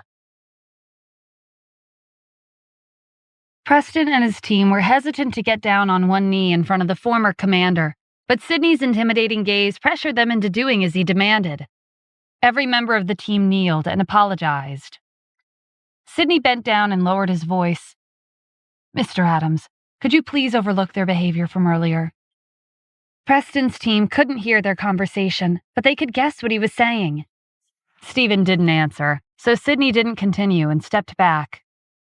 Preston's team was beginning to realize the gravity of their mistake. Their superior was being unusually respectful to the former commander. There had to be something they didn't know. His entire team had treated Stephen like a joke. If he made a big deal out of it, they'd be finished. It was summer, and the days were getting hotter. It was cooler at night, but the temperature was still considerably high. The team didn't feel the heat. A chill had permeated the air. After a long silence, Stephen replied, "All right, I'll let this go for the Leviathan unit." Preston's team was relieved. Just as they were about to get up, he went on. "I'm sorry, but I can't give you my technique. Please leave." "Mr. Adams, please lend us your assistance," Sydney said hurriedly. "I've retired from all my positions. You don't have to address me so formally anymore. When I retired, I already told you that I wouldn't get involved in the country's affairs. The Leviathan unit promised that they would take care of everything." His words echoed through the deserted park. Sydney didn't know what to say. When Stephen resigned, the Leviathan unit had promised that they wouldn't disturb his retirement. But it had only been a year, and they were already coming to him for help because of the pressure from the overseas forces. They'd gone back on their promise. "Mr. Adams, I'm not asking for your help with nothing in return," Sydney explained carefully. "My boss said if you help us, we'll open the treasury and let you choose any martial arts technique you desire as compensation. Please think it over." Stephen gave Sydney a thoughtful look. The Leviathan unit was being exceptionally generous. The United States Treasury was top secret. No one knew where it was located except for the higher-ups of the Leviathan unit. It contained the country's treasures that had been passed down for thousands of years. The treasury's value was comparable to half of the country's wealth and 1/10 of the palace's wealth. Allowing a civilian to select a martial arts technique from the treasury was an unprecedented opportunity. However, Stephen's technique was priceless. It was more valuable than any martial arts technique in the world. The priest had taught him the technique and hadn't prohibited him from teaching anyone else, but it was only right for him to keep it a secret. When Stephen had paid a visit to the candidates selected to join the armored cavalry battalion, he'd only taught them a superficial breathing technique. It was far from the core of the technique that the priest had taught him, but even that had greatly increased their strength. If Warhawk's representatives wanted this technique so badly, they must have found out his true identity. Demanding for the former commander to hand over his technique wouldn't be worth the effort, but it would be a different story if they knew he was the sovereign. Stephen looked up at Preston's team, who was still kneeling, and sighed. "Get up." With his approval, Preston's team stood up one after another. "Mr. Adams, are you agreeing?" Sydney said expectantly. "No, I'm not. My cultivation technique is unique. Even the most valuable martial arts in the treasury can't make up for it. On another note, has the Leviathan unit considered investigating certain suspicious points? For example, why would Warhawk's delegation team ask for my technique all of a sudden? Do you know the reason?" A sense of shame washed over Sydney and Preston's team. Stephen's questions were valid. They had thought it was suspicious, but because of the time limit, they didn't have the luxury to conduct an investigation. Until you have your answers and a clear picture of the situation, continuing this discussion is pointless, Stephen said. If there's nothing else, please leave. As a higher-up of the Leviathan unit, Sydney knew that once Stephen had made his decision, no one would be able to change his mind. He respectfully said goodbye to Stephen and led Preston's team away. Stephen watched them leave before turning to head back to the villa. As he was walking out of the park, he spotted a woman hiding behind a tree in the distance. She noticed him looking in her direction and went up to him. Stephen smiled sheepishly. "Kim, why are you here?" Kim tucked a strand of her hair behind her ear. "You were gone for a while and the food was getting cold, so I came out to get you. Who were you talking to?" Stephen didn't want her to worry, so he gave her a vague answer. "No one in particular. We used to work together, and they came by to reminisce about the old days." "You're lying. I saw what happened. They weren't here for a friendly chat." Stephen was at a loss when she called him out. He didn't know where to begin. Seeing that he wasn't saying anything, Kim continued. "I recognize one of them. He's the highest-ranked diplomat in our country. I saw him on TV before. He should be busy with negotiations with Warhawk's representatives. He shouldn't have any time to spare, but he came to find you." She looked him in the eye. "Stephen, tell me the truth. Are they here to make you take the blame?" Stephen was stunned. He'd been bracing himself for questions about his identity, but he wasn't expecting this. When he still didn't respond, Kim was even more convinced that she was right. In the past, Stephen had been accused of treason and kicked out of the country. He managed to clear his name and returned safely. After that, Ron had forced him to take his son's place in the vanguard. In the end, Stephen was the only one who came back alive. He wasn't the commander anymore, but it seemed like he was in danger all the time. She'd been constantly worried about him whenever he was away for long periods of time. Some nights, she would lie awake in bed, wondering where he was and what he was doing. But she couldn't let her concerns show, because she had to stay strong for her daughter and her mother-in-law. After experiencing those incidents more than once, Kim had grown sensitive to these situations. She'd noticed Valeria and Victoria acting strangely at the dinner table, and she knew that something had happened. She'd questioned them after Stephen left the house. When she found out that a group of people had made a scene in front of their house earlier that day, she'd rushed outside, because she was worried that Stephen would leave with them. Tears welled up in Kim's eyes. "Stephen, don't take the blame, okay? I don't want you to leave." Stephen realized that she'd misunderstood and pulled her into a hug. "It's not what you think." Kim buried her face in his chest, not quite believing it. "Really? Really, I'm not lying." When Kim calmed down, she pulled back and looked up at him. "Tell me the truth. Why were they here?" "They wanted me to give them my martial arts technique," Stephen said honestly. "It would have been compensation for Warhawk's representatives. I heard it was their request. I didn't agree to it, though." Kim frowned. "Why are our country's officials like this?" "It's fine. I kicked them out. They won't be bothering us anymore." Stephen took her hand. "Let's go back. We've been gone for a while. Mom and Valeria are probably getting worried." At the hotel, Sydney sat on the couch with a contemplative look on his face. Preston's team stood off to the side, waiting for him to speak. When he didn't, Preston gathered his courage and asked, "Mr. Sydney, what do you make of this?" Sydney scowled. "You're still calling me that? Pretty soon we won't be superior and subordinate anymore. We're about to lose our jobs.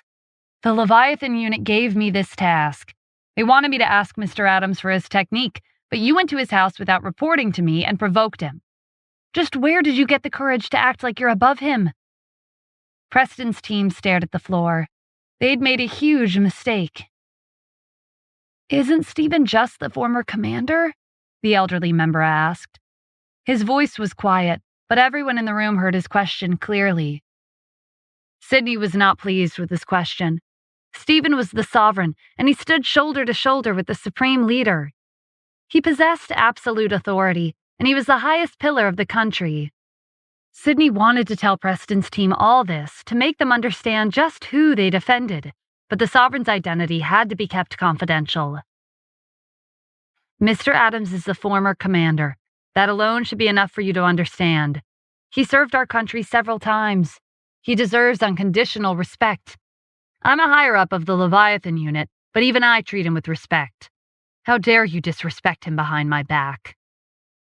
Sydney's fury swept across the room. Preston's team didn't respond and kept their eyes on the floor. The elderly member shrank back in fear. Preston mustered up his courage again. Mr. Sydney, please calm down. What should we do about this? Warhawk's delegation team is waiting for our reply. Sydney massaged his temple. Warhawk's representatives probably won't be leaving until they got what they wanted. This was turning into an even bigger headache than it was before. Go back to your rooms. I'll report this to the Leviathan unit. Preston's team filed out of the room. When Sydney was alone, he dialed the Leviathan unit's private number and reported this to the leader.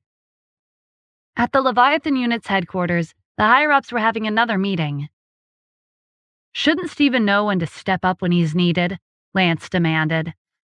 The higher-ups who had suggested having Stephen hand over the technique because it probably wasn't valuable were embarrassed by this turn of events. This concerns our country's safety.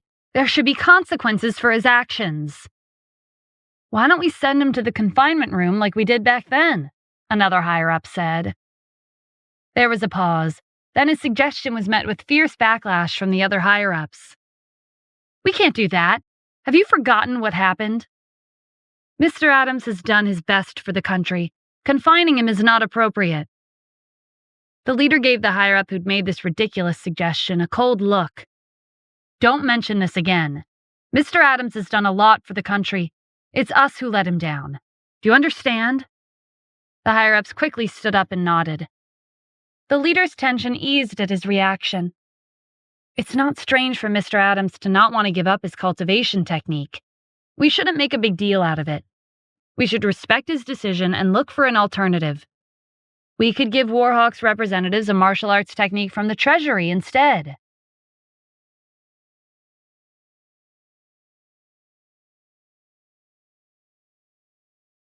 The higher-up who had suggested confining Stephen for refusing to hand over his techniques stood up again. Boss, we can't give up any martial arts techniques in the Treasury. They're priceless treasures. If they're replicated overseas, any martial artist could have the potential to reach the Grandmaster realm or higher. We won't stand a chance against Warhawk. The others in the room shared the same concerns. Seeing that most of them agreed with him, the higher-up continued. As we discussed before, a martial artist's potential is heavily dependent on their talent and not necessarily on their martial arts. Given how skilled Mr. Adams is, he must be practicing a nameless technique. There's no harm in handing it over. And he won't be giving it up for free. He'll have the opportunity to select a new technique in the Treasury. Isn't this what we agreed on? That's correct, Lance said. But that's not a solution to our current situation. We need to figure out how to placate Warhawk's representatives. The higher-ups glanced at him. Let me finish. Because Mr. Adams is cultivating a nameless technique, it won't matter if we hand it over. All we need to do is forge a similar technique and give that to Warhawk. There's no need to reveal our treasury. The leader shook his head. I've already thought about that. But do you really think Warhawk's representatives are going to believe that Mr. Adams is cultivating a nameless technique? The higher-ups had nothing to say. He hadn't thought that far ahead. No one spoke, so the leader gave his instructions. Find someone to select a martial arts technique from the Treasury and inform Preston's team to make preparations for another negotiation. Dismissed. The higher-ups dispersed at his command.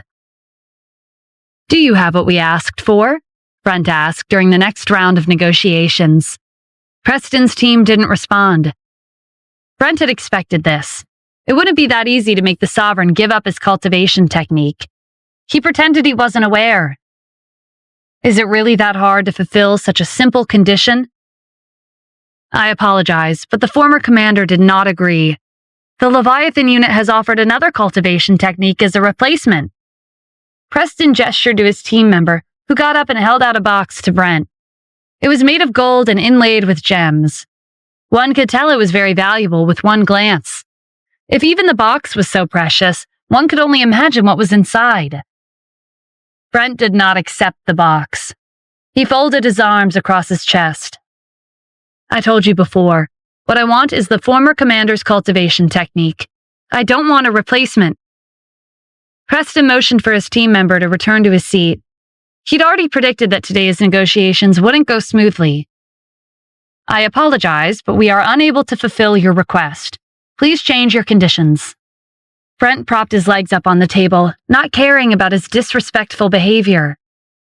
Then please tell Tyrell Fallon or the Sovereign to come back with us to Warhawk. Preston was getting frustrated. Was Brent messing around? This was an even more impossible request. We won't be able to fulfill this condition either. Please make a different request. Brent sneered and stood up. You can't do this and you can't do that. It looks like you have no intention of negotiating. Then be prepared for conflict. He left the conference room with his subordinates. Preston's team were left in low spirits. We failed. What should we do now? A team member asked. Preston sighed. We have no choice but to report this to the Leviathan unit. What's the matter? Did the negotiations fall through? Preston's team hurriedly stood up and greeted the new arrival. Mr. Tyrell, what brings you here? Tyrell smiled and gestured for everyone to relax. Tell me what happened. Maybe I can help you.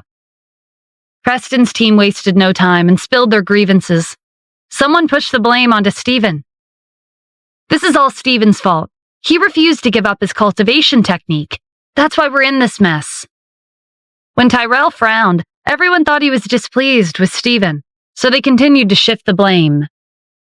Warhawk's representatives agreed to settle the issue if the former commander gave them his technique, but Stephen is prioritizing his personal feelings over the country and put us in a difficult position. He's jeopardizing the country's future. Mr. Tyrell, you have to teach him a lesson. The team thought that they'd finally found someone to back them up, so they vented their dissatisfaction and encouraged Tyrell to take action. Tyrell couldn't take their complaints anymore. That's enough, he shouted. He'd been in a bad mood since the recent turn of events, and hearing his respected teacher being mocked and ridiculed like this pushed him over the edge. The chattering members of the team immediately quieted down. Preston was delighted.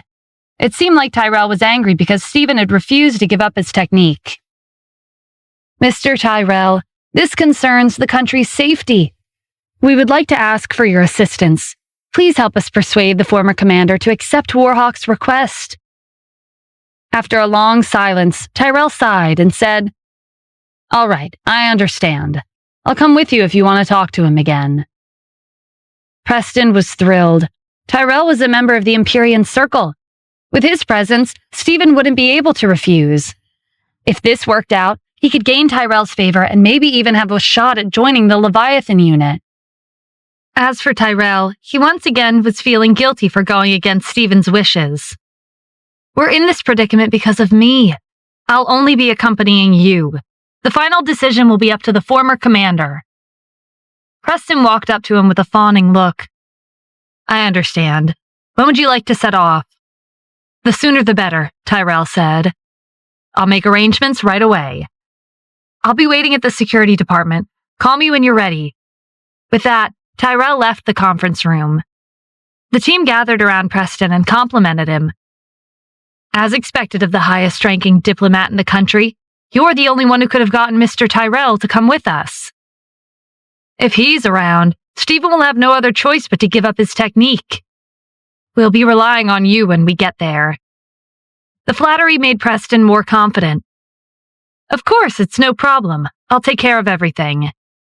He had his subordinate book a flight to Washington, D.C., and soon they were on their way to Stephen's house. At this time, Odin was in his hotel room. He turned on his communication device, and a man with a white horse mask appeared on the screen. How's it going? Not too well, Reeve replied. The target has a bodyguard around her. I've exchanged blows with him, but it won't be easy to take him down. I've had to retreat to prevent him from catching on to my identity. I don't think he knows about my affiliation with Vindictus. He most likely thinks I was there to assassinate his employer's family." "Our plan is riding on your success," Odin said. "You're not allowed to fail." "I understand. I'll do my best to complete my mission." "All right, please speed things up. Stephen will be occupied for the next few hours. There's no telling when this opportunity will come again." Reeve nodded, and then the screen turned dark. "Aren't you giving him too much pressure?" Luther asked. "It won't be easy for him to kidnap the Sovereign's family by himself." "That's where you're wrong," Blaine said with a grin. "Reeve's martial arts are similar to mine. There aren't too many people in the country who can match up to us. He's holding back because he doesn't want to catch Stephen's attention. He'll be busy for the next few hours, so it'll be the perfect chance for Reeve to make his move." When Odin nodded in agreement, Luther apologized for questioning Reeve's abilities. "Once Reeve succeeds, our revenge against the country will officially begin," Odin announced. His tone was neutral, but there were many underlying emotions. His subordinates were getting jittery at the thought of finally getting back to the country. They didn't bother hiding their hatred anymore. Odin ignored his excited subordinates and picked up the box on the table. He knew that pressuring Preston's team wouldn't be enough to make Stephen give up his technique, so he's devised a plan to force him. While Odin's subordinates had been monitoring Tyrell's fiancée, Lana Chevalier, he had instructed them to include the people around Stephen. Most of the surveillance had failed because of an unidentified group's interference, but a few of them had completed their mission. Odin had sent Reeve and Gwen to take over the job so that they could act at any time. They held back to avoid alerting Stephen and waited for the right opportunity to strike. The chance had come, and Odin was looking forward to his meeting with the Sovereign. Meanwhile, Tyrell and Preston's team had arrived in Washington, D.C. They were in a car heading to Stephen's villa. Preston's team had offered to lead the way, but Tyrell rejected their good intentions and volunteered to drive. He was Stephen's student. He knew this neighborhood better than anyone. This raised suspicions among the team. "Mr. Tyrell, are you familiar with this neighborhood?" When this question was voiced, the other team members spoke up. "Yeah, I was wondering the same thing. Mr. Tyrell, you didn't need us to show you the way. Have you visited the district before? Do you know Stephen personally?" Everyone's eyes fell on Preston, as if he had the answers. Preston felt uneasy when their gazes bore into his back. He pretended to be calm. "I don't believe he has. Mr. Tyrell is a member of the Fallon family, and they're currently stationed in the district. That must be why he's so familiar with this neighborhood." His explanation made everyone come to a sudden realization. So that's how it is. I was beginning to think the former commander had a connection with the Empyrean Circle. Tyrell glanced back, annoyed by the racket. Everyone in the back quieted down. No one made a sound. Tyrell turned around and focused on the road. He'd been worrying about what he would say once he saw Stephen. He was a student, but he had no right to change his decision. He was overstepping his boundaries by accompanying Preston's team. Stephen was the Sovereign, and the 10 members of the Empyrean Circle were his subordinates. He was the true leader of the aristocrats, and both his status and his influence were far more superior to the Imperial Circle. Tyrell was already on edge, and when he heard the team clamoring in the back seat, the noise had grated on his nerves, so he glared at them and put an end to their discussion.